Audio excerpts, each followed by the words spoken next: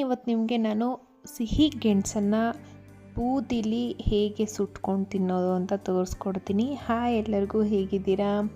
ಇದು ನಮ್ಮ ತೋಟದಲ್ಲಿ ಬೆಳೆದಿರೋ ಅಂತಹ ಸಿಹಿ ಗೆಣಸು, ಅಂದರೆ ಸ್ವೀಟ್ ಪೊಟ್ಯಾಟೊ ಅಂತಾರಲ್ವ, ಅದು ನಾನು 1 ವರ್ಷ ಹಿಂದೆ ಹಾಕಿರೋ ಗಿಡ. ಇದು 2 ಗಿಡ ಚಿಕ್ಕದಾಗಿ ಬಳ್ಳಿ ಇದ್ದಿದ್ದ ಗಿಡ ಇವತ್ತು ಫುಲ್ಲು ಆಲ್ಮೋಸ್ಟ್ ಗೋಡೆ ಪಕ್ಕ ಎಲ್ಲ ಅದೇ ಹಬ್ಕೊಂಡೋಗಿದೆ.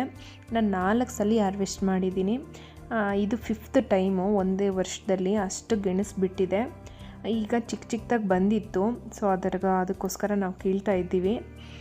ಇದನ್ನು ನಾವು ತುಂಬ ದಿನ ಇಲ್ಲೇ ಬಿಟ್ಟರೆ ಏನಾಗುತ್ತೆ ಅಂದರೆ ಹೆಗ್ಣಗಳ ಕಾಟ, ಅರ್ಧಂಬರ್ಧ ತಿಂದು ಎಲ್ಲ ಕಿತ್ತು ಬಿಸಾಕಿ ಹೋಗುತ್ತೆ. ಸೊ ನಾವು ಬಂದಾಗ ತೆಗೆದುಬಿಡ್ತೀವಿ.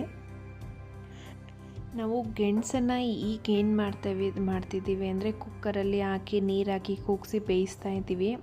ಅದು ಟೇಸ್ಟ್ ಬರೋದಿಲ್ಲ. ಆ ಕಾಲದಲ್ಲೆಲ್ಲ ಹೇಗೆ ಮಾಡ್ತಾಯಿದ್ರು ಅಂದರೆ, ಈಗ ಬೆಂಕಿ ಆಗ್ತಾಯಿದೆ, ಎಲ್ಲ ಒಲೆಗಳಲ್ಲಲ್ವ ಅಡುಗೆ ಮಾಡ್ತಾಯಿದ್ದಿದ್ದು. ಸೊ ಒಲೆಯಲ್ಲಿ ಅಡುಗೆ ಎಲ್ಲ ಮಾಡಿದ್ದಾದಮೇಲೆ ಮಿಕ್ಕಿರೋ ಕೆಂಡ ಮತ್ತು ಬೂದಿ ಒಳಗಡೆ ಅದನ್ನು ಬೂದಿನ ತೆಗೆದು ಅದರ ಒಳಗಡೆ ಗೆಣಸನ್ನು ಹಾಕಿ ಮುಚ್ಚಿಬಿಡ್ತಾಯಿದ್ರು.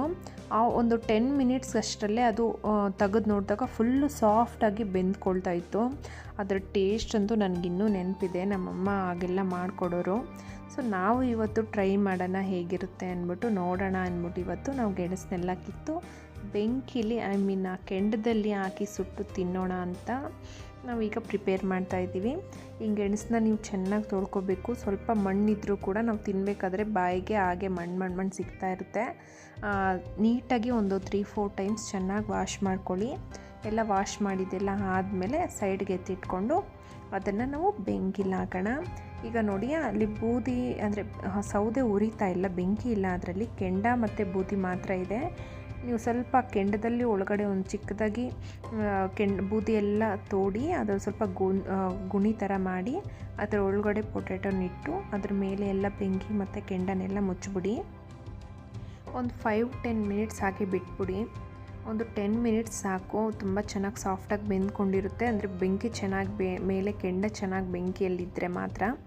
ನೀವು ಕೆಂಡ ಎಲ್ಲ ಆರೋಗಿದೆ ಅಂದರೆ ಸ್ವಲ್ಪ ನಿಧಾನ ಆಗುತ್ತೆ. ನೀವೇನಾದರೂ ಈ ಥರ ಪೇಪರಲ್ಲೋ ಏನಾದ್ರಲ್ಲಾದರೂ ಗಾಳಿ ಬೀಸ್ತಾ ಇದ್ದರೆ ಮೇಲೆ ಕೆಂಡ ಚೆನ್ನಾಗಿ ಬೆಂಕಿ ಆಡ್ತಾಯಿದ್ರೆ ಬೇಗ ಒಳಗಡೆ ಬೆಂದ್ಕೊಳ್ಳುತ್ತೆ. ಹೊಸ ವಿಧಾನಗಳು ಎಷ್ಟು ಬಂದರೂ ಕೂಡ ಹಳೆ ವಿಧಾನದಲ್ಲಿ ಬರೋ ಅಂಥ ಟೇಸ್ಟು ಈ ಕಾಲದಲ್ಲಿ ಬರೋದಿಲ್ಲ. ಅದು ಸ್ವಲ್ಪ ಟೈಮ್ ತಗೊಳ್ಳುತ್ತೆ, ಬಟ್ ಆಗಾಗ ಅಪರೂಪಕ್ಕೆ ಮಾಡ್ಕೊಂಡು ತಿಂದರೆ ಏನೋ ಆಗೋದಿಲ್ಲ ಅಲ್ವಾ. ಅಪರೂಪಕ್ಕೆ ಮಕ್ಕಳ ಜೊತೆ ಎಲ್ಲ ಸೇರಿಕೊಂಡು ಈ ಥರ ಎಲ್ಲ ಮಾಡಿದ್ರೆ ಅವ್ರಿಗೂ ತುಂಬ ಖುಷಿಯಾಗುತ್ತೆ. ನನ್ನ ಮಗನಿಗೆ ನಾನು ಬೇಯಿಸ್ಕೊಟ್ರೆ ಅವನಿಗೆ ಒಂಚೂರು ಇಷ್ಟ ಆಗಲ್ಲ, ಅವ್ನು ತಿನ್ನೋದೇ ಇಲ್ಲ. ಈ ಥರ ಕೆಂಡದಲ್ಲಿ ಹಾಕಿ ಅವ್ನ ಮುಂದೆನೇ ಮಾಡಿಕೊಟ್ರೆ ಅವ್ನು ತುಂಬಾ ಚೆನ್ನಾಗಿ ಇಷ್ಟಪಟ್ಟು ತಿಂತಾನೆ. ನೀವು ಒಂದ್ಸಲಿ ಟ್ರೈ ಮಾಡಿ. ಕಂಟೆಂಟ್ ನಿಮಗೆ ಇಷ್ಟ ಆಗ್ತಾಯಿದ್ರೆ ನನ್ನ ಚಾನಲ್ನ ಸಬ್ಸ್ಕ್ರೈಬ್ ಮಾಡ್ಕೊಳ್ಳಿ, ಸಪೋರ್ಟ್ ಮಾಡಿ. Thank you so much.